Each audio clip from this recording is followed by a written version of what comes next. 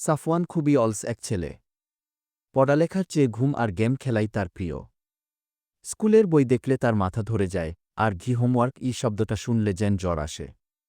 তার আম্মু যদিও রাগ করে না, মারেও না, সব সময় বলে, ছাড়ো, আমার সোনার পোলাডা একদিন ঠিক হয়ে যাবে।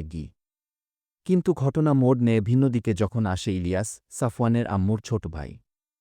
সে আবার পড়াশোনায় একদম প্রথম, আর দুষ্টুমিতেও কম।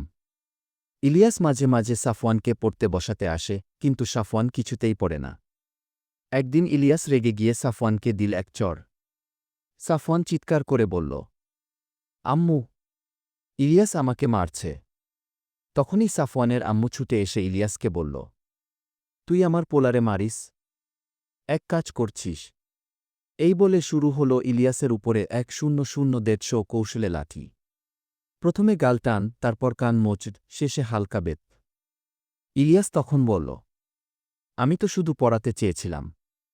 সাফওয়ান হেসে বলল, মামা বইয়ের চেয়ে আম্মুর 1-0-0-150 হালকা বেতের বাড়ি ভালো।